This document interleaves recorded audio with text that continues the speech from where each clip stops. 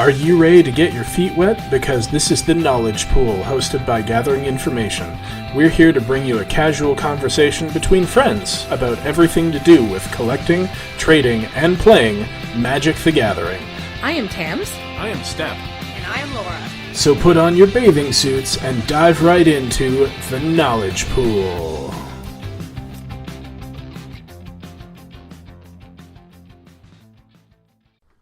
Hello everybody and welcome to episode 20 of the Knowledge Pool. I am Step and Cricket. I seem not to have the ladies this week. Draft Cat is joining me and so is a very special guest. Say hello, Mr. Bonk. Hello, my name is Ryley. It's a pleasure to be on here, Step.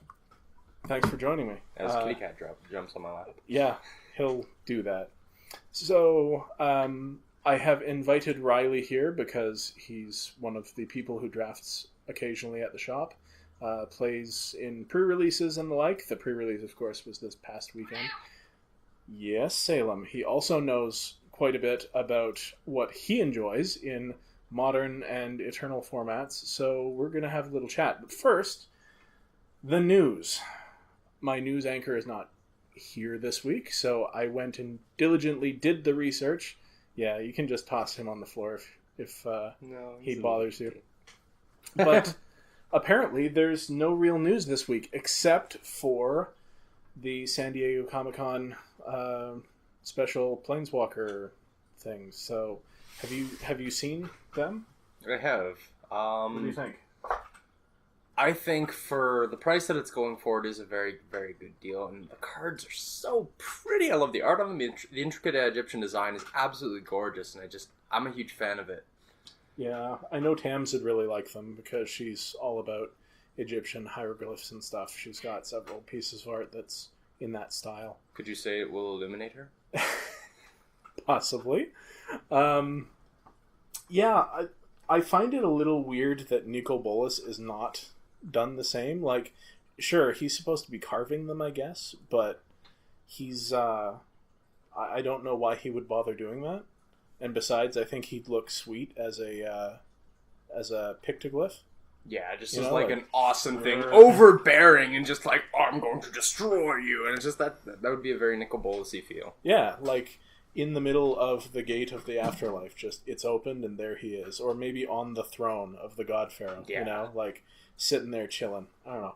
Anyway, they're sweet. Check them out if you haven't already. You can buy them, of course, for if you get there in time. They tend to sell out, I guess, but whatever. I really liked the Comic-Con promos that were just black with white line.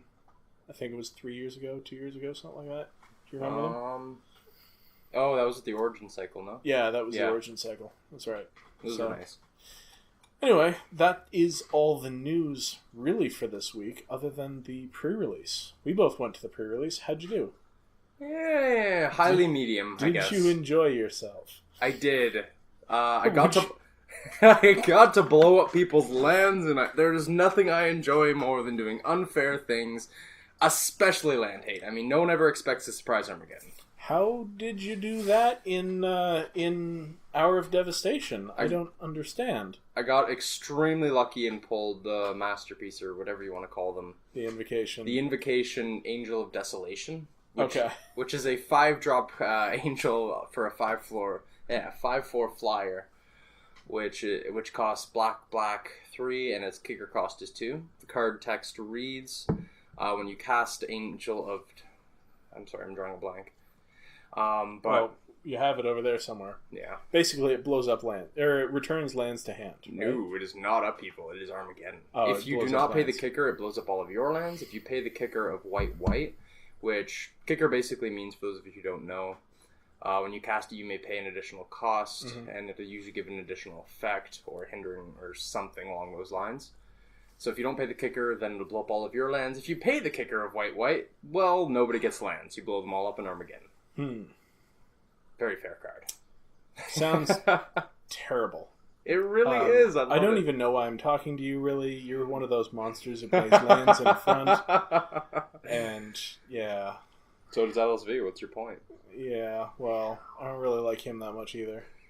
Salem likes you, though, so I guess you can stick around for a while. So, you had fun. Would you have had more fun if you'd gotten, any sleep beforehand? Not really. Sleep is for the week. And the God Pharaoh does not accept a week. Did you happen to see any Nico Boluses at the pre-release? Yes, I did. It was a top table for like a round or two, and dude next to me had one, and well, it won the game. Yeah. As Nico Bolas probably should.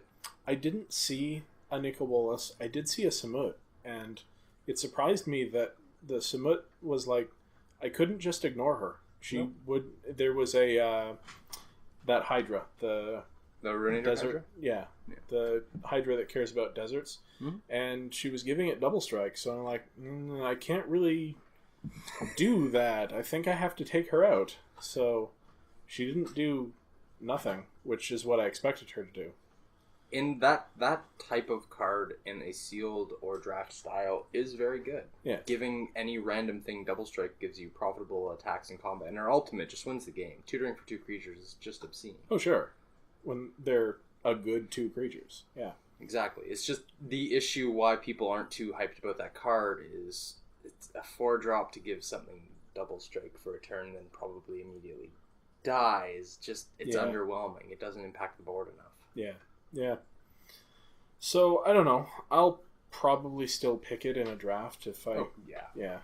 Just because, I'm going to want them anyway, and Mythics, But you had the Desolation Angel. What else did you have? I had a lot of interesting synergies across the Exert mechanic with the 3-1. I'm sorry, the name just escaped me. I haven't researched this set nearly enough. But just grab your deck. Oh, yeah. I'll grab it. And I had a Scaled Behemoth, and just a lot of untapped synergies, like Dauntless Aven, which says when it attacks, untap target creature. Fanbearer lets you tap their thing pre-combat, and then... So untap the thing with Fanbearer, and then untap your Fanbearer mid-combat to tap another thing before blockers. You have... That's pretty sweet. Yeah. It's a lot of mana, but... It's pretty 4 sweet. mana isn't all that much. No, that's fair. In your mid and late game, which is when you're going to do it.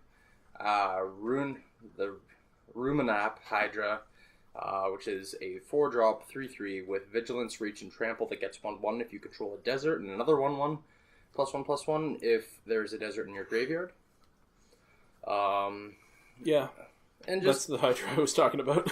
Yeah, it's not a bad card. And cards like Oketra's Avenger with untapped synergies, which say when it's a 3/1 for 2 that when you exert it, you prevent not all combat damage will be dealt to it this turn. So you swing for 3, exert it, untap it, yada yada yada. You have your on-crop champions, which untap your team. There's a little bit more synergy there. So you were playing 3 colors. I was playing 3 colors. You were in Junk, which we now call Abzan, but it's you prefer antiquated terms, which is why you're here to begin with. Do you feel that the mana hampered you at all, or not really? I was playing Evolving Wilds and a Traveler's Amulet to kind of fix me, as well as I had a what's it called? A Gift of Paradise to give kind of a buffer. And because I was a little bit worried about the mana because they have double black and double white on, and a lot of just double cards. That card has been surprisingly good, and I've never ever played one. Yeah, it was in there as a necessity. Ideally, I wouldn't have played it because if you can play another threat over it, I think it's a bit better. But mana fixing is just so important when you have a greedy mana base. Yeah. So, what did you see that you liked or didn't like at the pre-release? Like as far as card quality goes in a sealed environment? Or? Yeah, sure. The Magma Jet spell that was just boom, 6 to your face. That card was just... Yeah, I had one of those. What's it called? The Magma Jet or something. Inferno Jet? Yeah. Inferno, bigger than magma. It felt like a Lava Axe. I really like Lava Axe. It's just a hilarious card with amazing flavor text. It's 1 more expensive than Lava Axe. It deals 1 more damage. And I think the key thing about it is that it cycles. Exactly. Like, I never cycled it in my games because I never drew it until I could actually cast it. Like, I drew it, I think, twice. But if I had drawn it early, knowing that I could cycle it would have made me happier. I was in red-white. It feels a lot like Greater Sandworm in that sense. Yeah, a lot, because it is that same finisher. Yeah. I think it's probably a little better in the deck that wants it than Greater Sandworm in the deck that wants that, because, it's 1 mana cheaper, and it immediately wins the game instead of the next turn. But I really enjoyed this set. I've heard people saying that its power level isn't as high as, like, the last few blocks, but... I think those people are crazy. Yeah. Discreetly so. In the past couple blocks, yes, there's been a visible, like, these cards are good, and there's a certain archetype that is strong green. Yeah. This set feels balanced, and there's a lot of discreetly broken things that are going on, but you have to look at your interaction between your cards to really find it. I love interactive formats. Yeah. So, what do you think? Is it still as aggressive as Amonkhet? Like, it was Some decks, pretty aggressive yes. pre-release. Usually you think Sealed is less aggressive than that, but I was seeing... Well, I was mostly on the delivering end of, like, turn 5 wins. Yes, those possibilities are there. They are. But I feel like it's going to be a bit more of a grindy format. I mean, You think? Like, compared to the last I one, hope. yes. Because of the simple fact, we do have a decent amount of life gain on relevant bodies like your Sunscourge Champions.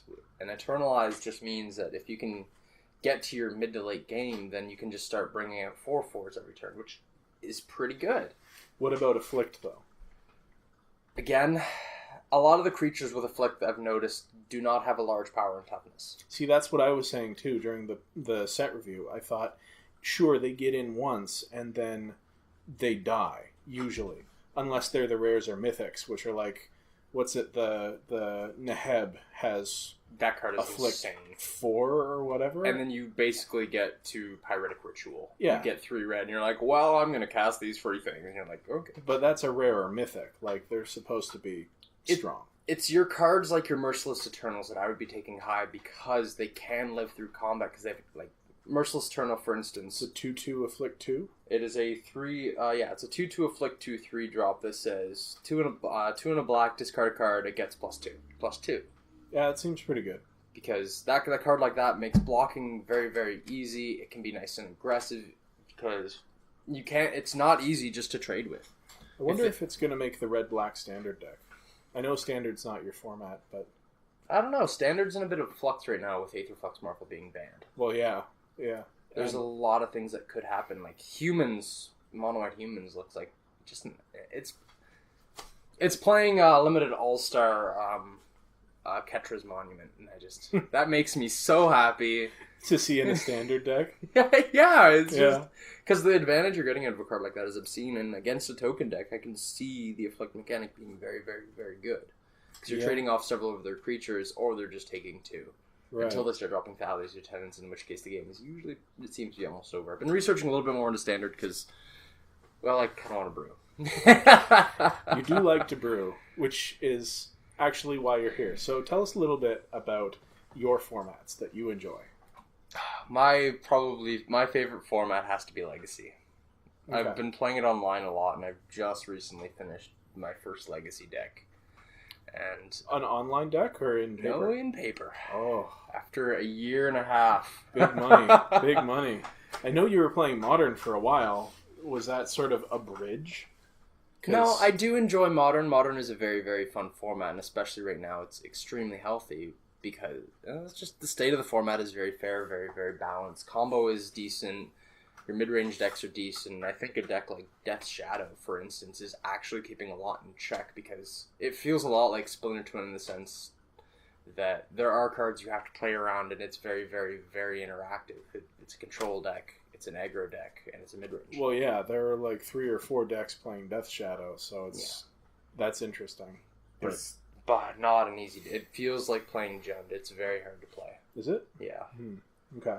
Because the reality is you're killing yourself. You're draining your own life, and that is precarious on its own. Yes, you're dropping 1 mana 10/10s, but... Yeah. But I don't know, because I don't know the format. Is there a burn deck in... Oh, yeah. Naya Burn is always tier 1. Or at least tier 1/5. Anytime you're looking at putting yourself in burn range, that's got to be difficult, right? Yeah, which is another weird line because I don't know enough. I've been researching the deck a lot because I kind of want to build it because it looks really fun. Okay.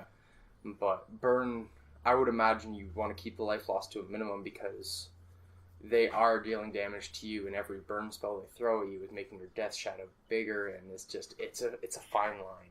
Right. Okay. So, and I know you were playing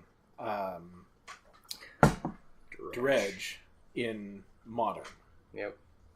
Is that still a deck that you've got assembled? I could put it back together. I made Legacy Dredge, so a lot of the pieces went into Legacy Dredge. Is that the Legacy deck that It sure is. you've got together? Yep. Why? Why? Because I like to play solitaire. I mean, I've got that from you. It's actually a very interesting deck. The amount of synergies in different lines are very, very interesting. Yes, it is a combo deck, and yes, it technically is a bit of an aggro deck. But you're also interacting with opponents on a different axis. Okay. It feels like you're not playing Magic. Let's be real here. You can win with 0 lands, no problem.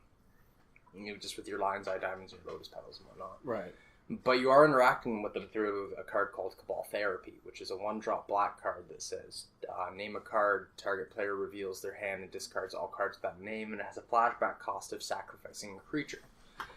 Which, the flashback cost is very, very easy to use, simply for the fact that you're running the card Bridge from Below. Which says whenever you... I'm sorry, I just drew a blank, but... Whenever a creature you control dies, you get a 2/2 black zombie per bridge in your graveyard. Bridge from Below does absolutely nothing on the battlefield. Like, absolutely nothing. It's weird. It's Future Sight. I told you about this at the shop, I think. Mark Rosewater created that last minute to fill a hole because they had to... something else wouldn't work.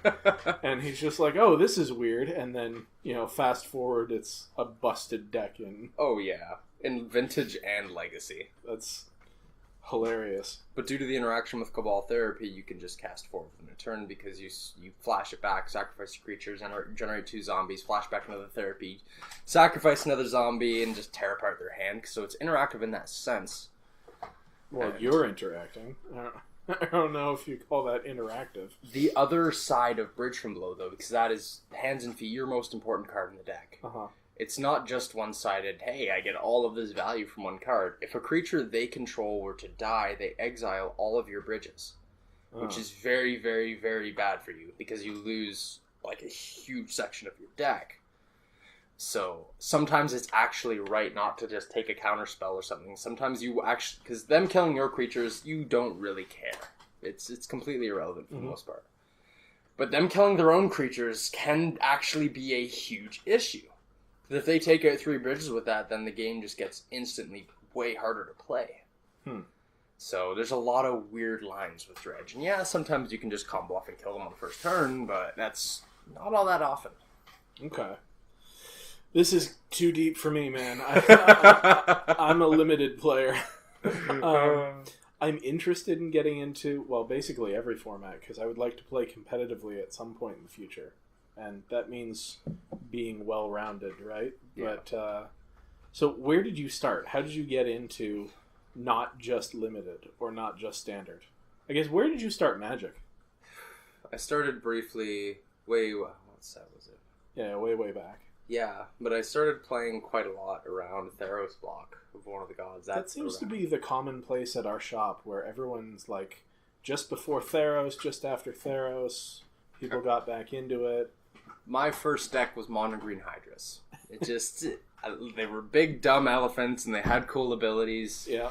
Then I integrated into Blue Green Hydras because there was a card in the shop called Deflecting Palm, which just said 2 mana, you lose the game because I'm swinging with a 10/10. Yeah. So I was like, okay, I can run Negate and Cura's Follower with Karamitra's Acolyte and just generate 40 mana in a turn, or have the versatility to be able to negate their thing after I gave my Hydras flying with Archetype of Imagination. Yeah. Or trample with Nylea. That sounds similar to how my blue-green deck came about, because I was like, oh, I'll just run a bunch of flyers. Oh, this is too slow. I'll ramp into the flyers with 4 of the Alcides or Caryatids. Yep. Caryatids, and then Hura's followers, and then drop a Sphinx on turn 4, and Then draw all the cards. Then I started, when cons rotated around and Siege Rhino came, I decided I hated that card and I didn't want to ever let people play it. So I switched into Esper Control. Okay. And that's what I'm used to you playing in, like, cubes and stuff. Or, any time. No one ever really drafts it, so if it's open, I mean, I'll take it. Right. It's an archetype I know well, I know how to draft. But Okay. So, yeah. Because I didn't want another Siege Rhino to resolve, and if it did, I wanted to die immediately. How often do you draft? Because I don't think I see you very often at the shop.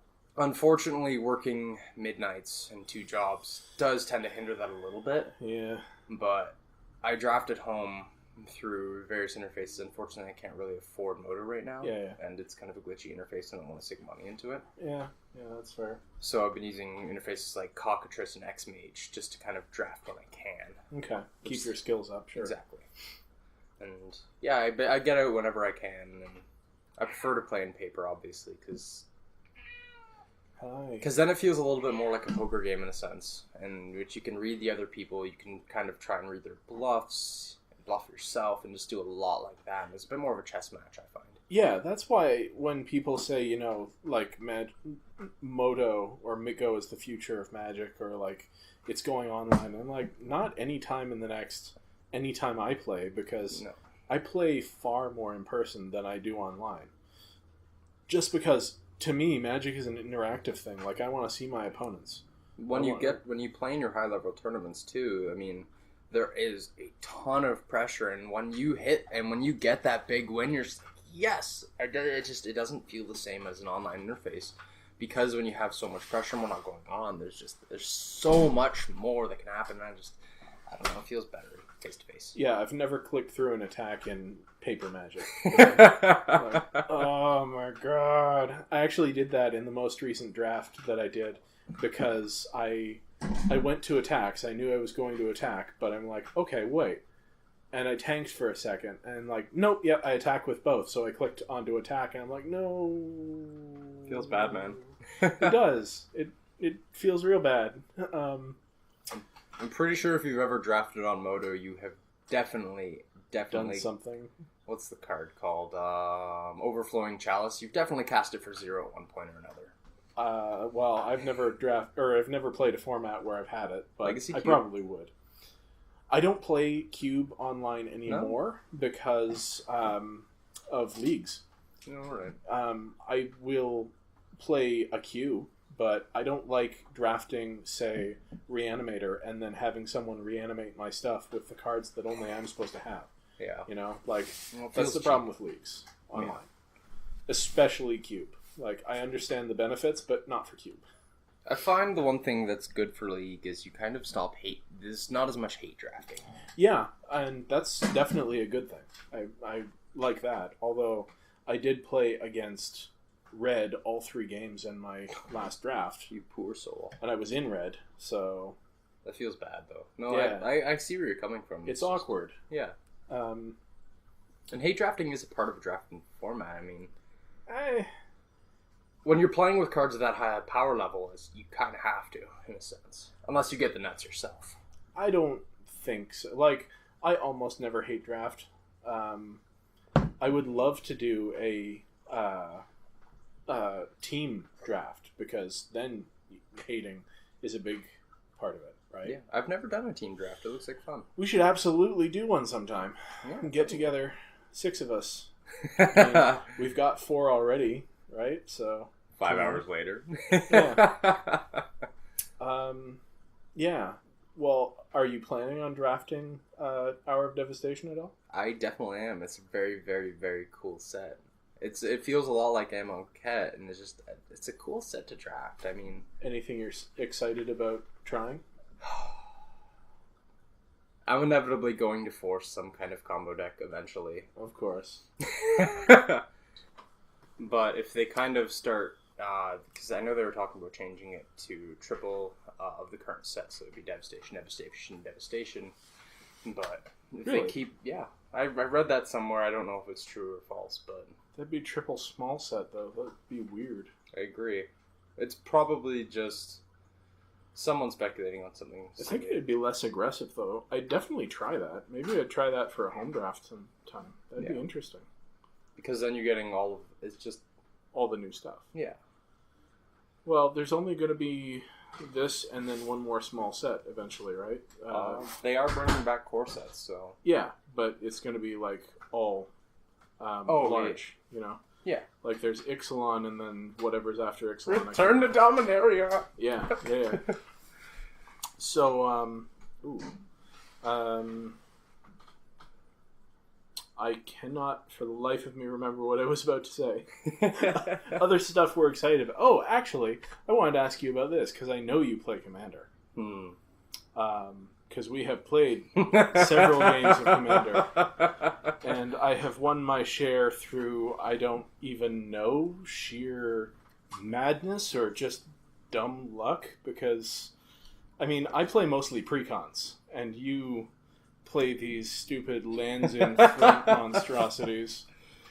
Which, it wasn't Storm. You didn't have Storm the one time. What was it that you had here? Just blue-red something or other. Or was it Jeskai something or other? No, I'm pretty sure it was still Storm. I was running Milik Is It Paragon. Oh, yeah. Which let me play with the top card of my library revealed, and if I cast that card, I get to double it, and it's just shenanigans, basically. So how often do you play Commander? Whenever I get the chance. It's a very fun format.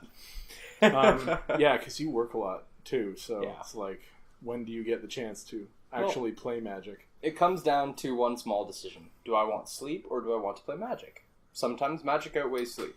Oh, Ryley. You need sleep, man. Okay, so the EV on sleep is very, very high.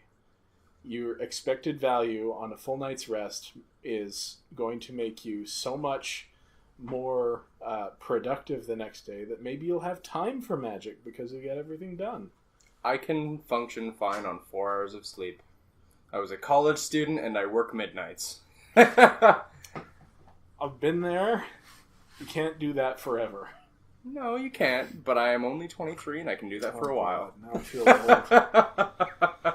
You're like 10 years younger than me. Well, you're 23 with 10 years experience. Sure. Okay. I'm going to remember that. So, yeah, just, I don't know, dude, ramble about Commander decks that you've enjoyed, or Legacy decks, or Modern decks. What interests you in Magic? Other than not letting your opponents cast spells. I mean, Silence Lock is pretty fun, I'm not going to lie. I like doing unfair things. If there's an unfair thing to be had, I will probably try it at some point or another. It's hilarious because I love beating unfair decks with fair thing. Like, in Cube, I love playing the fair deck and then just smashing my opponent the turn before they get to go off. Like, but this coming from the guy who drafted Reanimator in Eternal Masters. Yeah, well, I do love reanimating stuff too. And reanimation is fundamentally unfair. It's true. Absolutely. I have never drafted a good reanimator deck because I'm too fair. Yours was pretty good. I mean, Victimize bringing back 2 bomb flyers, just like, well, damn. Yeah. Okay. I also do love mono red quite a bit now that I know how to draft it. In fact, I'm going to Sunday Standard with a standard mono red build. I want to see how that goes. There's a lot of good burn right now, I think. Hazaret is top of the curve. So, dear Lord. Yep. Just like Soulscarred Mage into Blood Rage Brawler into, I don't even remember what the 3-drop is. I've got a list. Are you thinking of running Bedlam Reveler? Bedlam Reveler. Bedlam Reveler. Bedlam Reveler is an 8-drop. Red 6. 8-drop? I think it's an 8-drop. 8-drop or a 6-drop.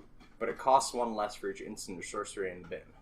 No, because it's not heavy on instants and sorceries. Oh, it's a creature version. It's mostly creatures, yeah. So it's like Ancrop Crushers and whatnot?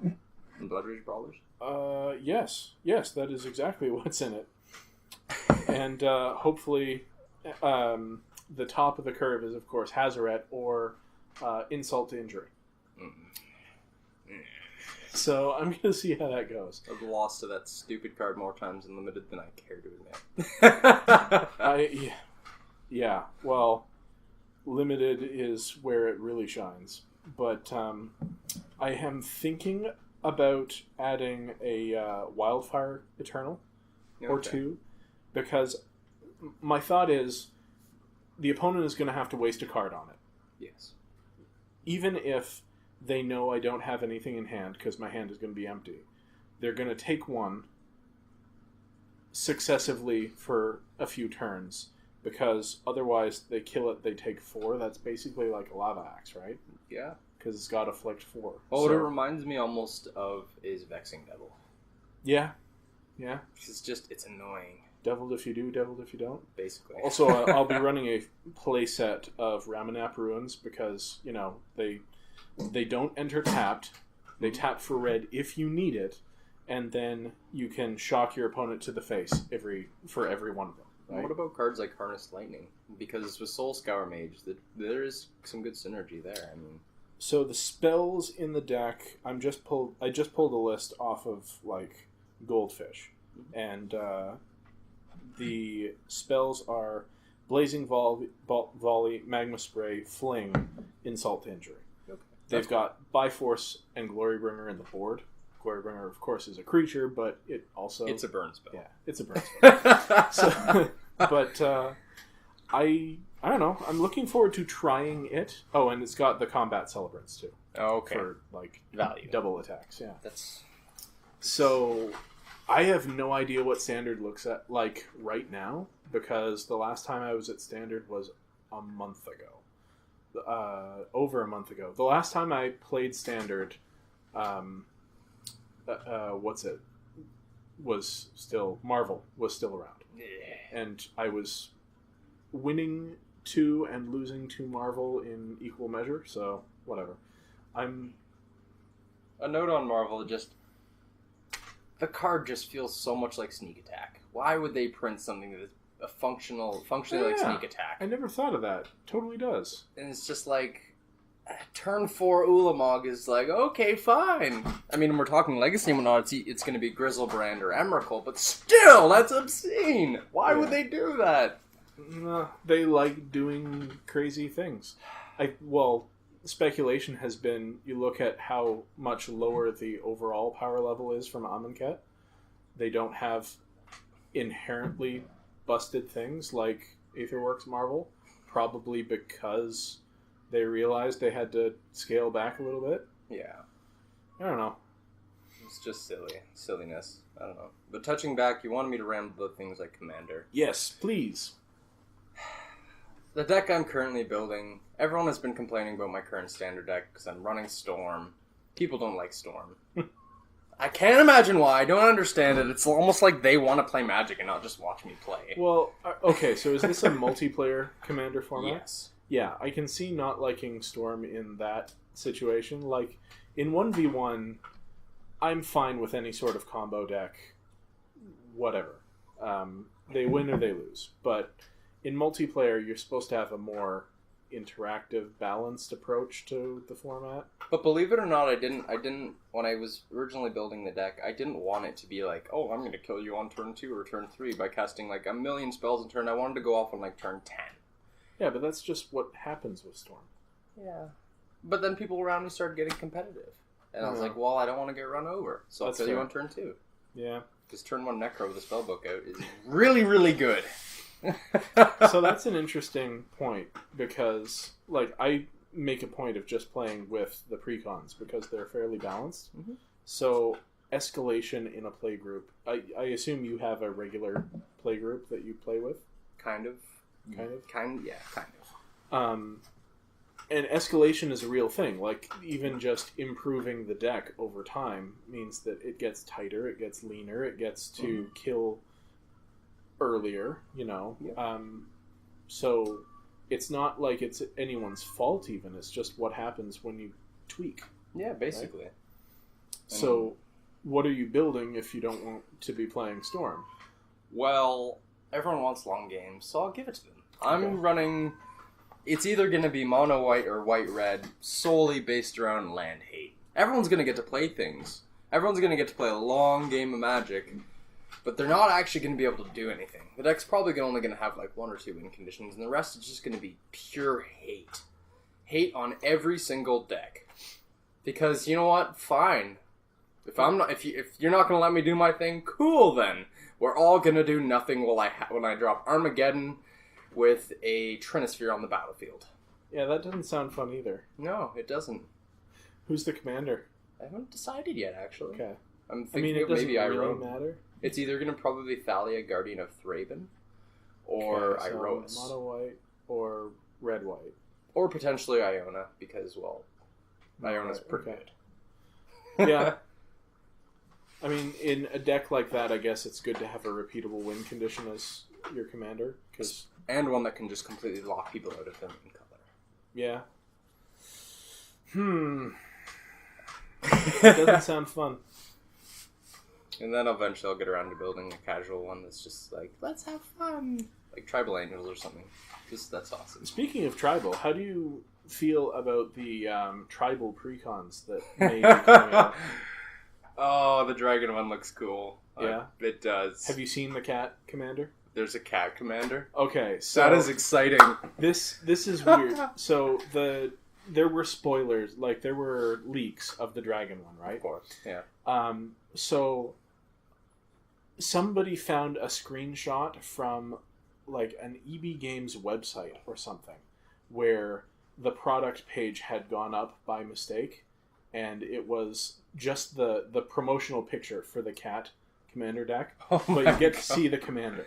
Who was it? Was it Burmaz or something? No, it's like some new random cat. I'm gonna look it up, because we don't usually talk about leaks, but this isn't like somebody stole something from a factory. This is more of an oops. Yeah, like the Ixalan leaks. That was sad. Yeah, I mean...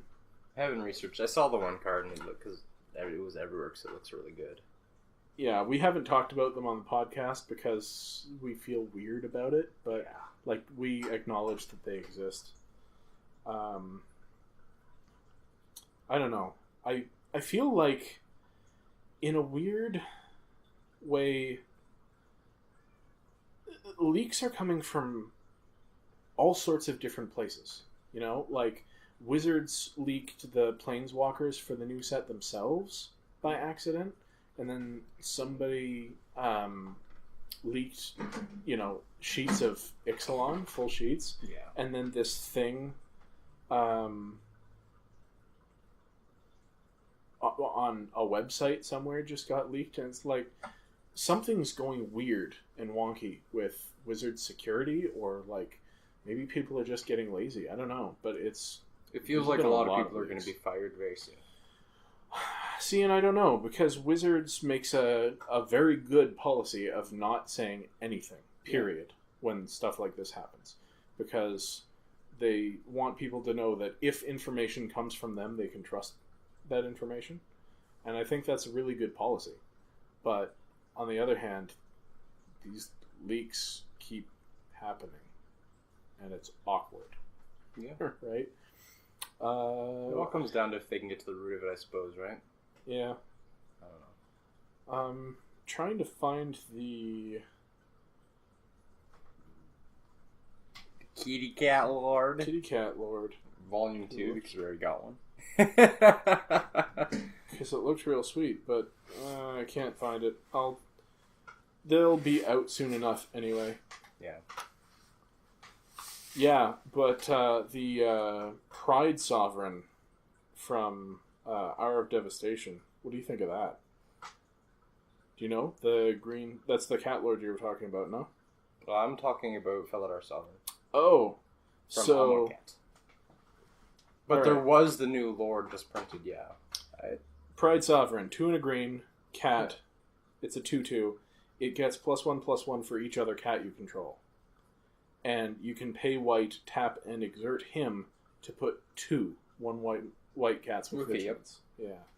I think it's cool. Tribal horses seems to be a little bit more awesome, but... You want the tribal horses? Yeah, man. I mean, the card is just...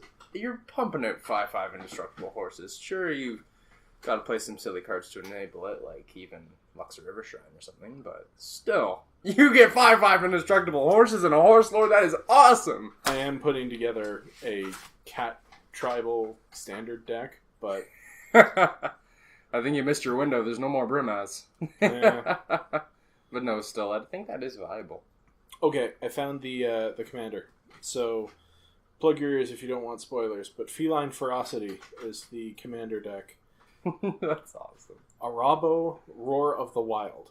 3 green-white for a legendary creature cat avatar. Oh, really? It's got Eminence at the beginning of combat on your turn if Arabo, Roar of the Wild is in the command zone or on the battlefield. Another target cat you control gets +3/+3 until end of turn. Oh, it's a 5/5, by the way. 5/5 for 5.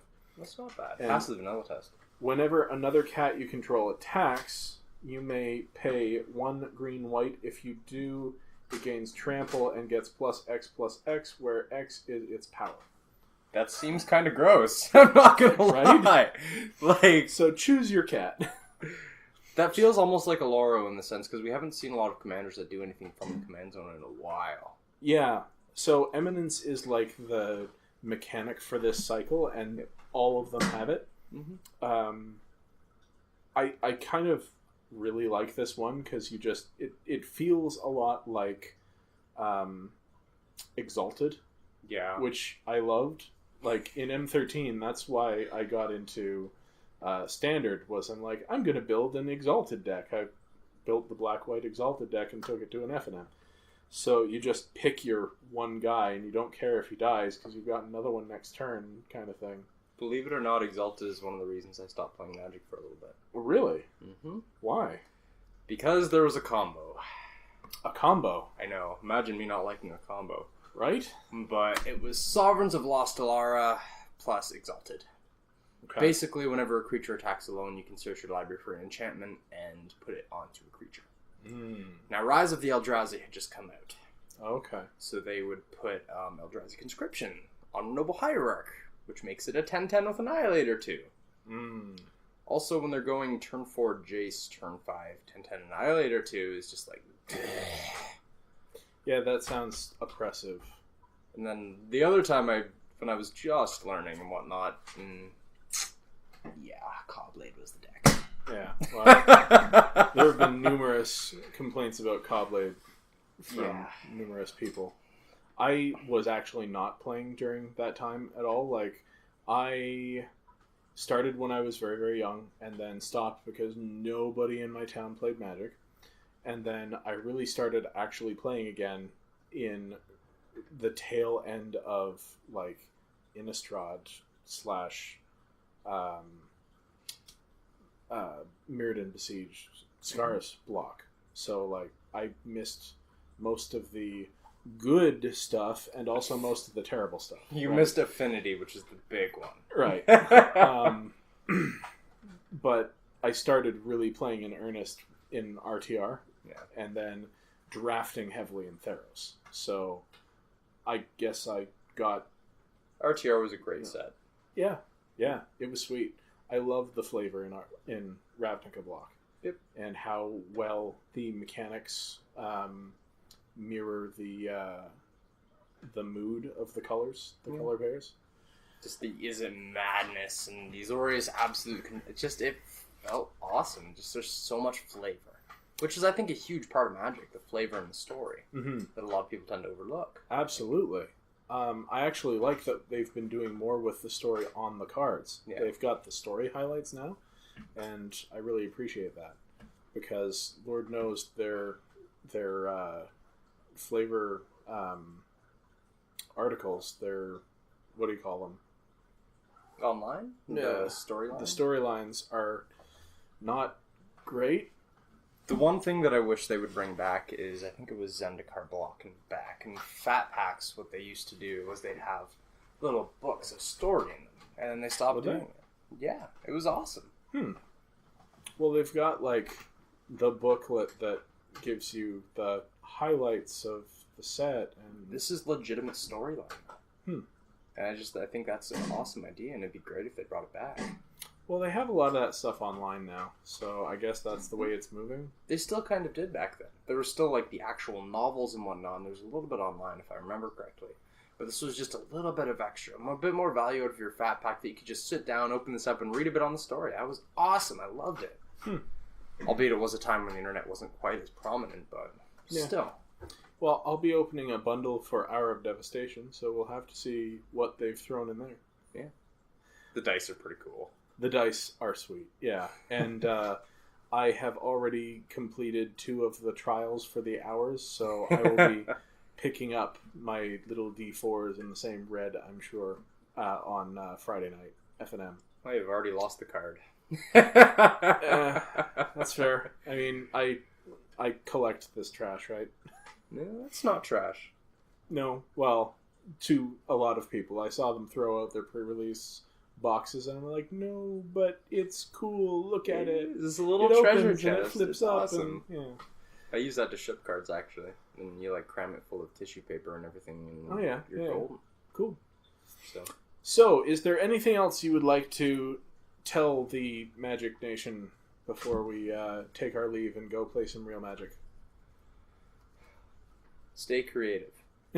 Keep your ideas open. If there's something you'd like to see, something that you think you can exploit, something you think that you can pull off, net decking and that is fine. Great.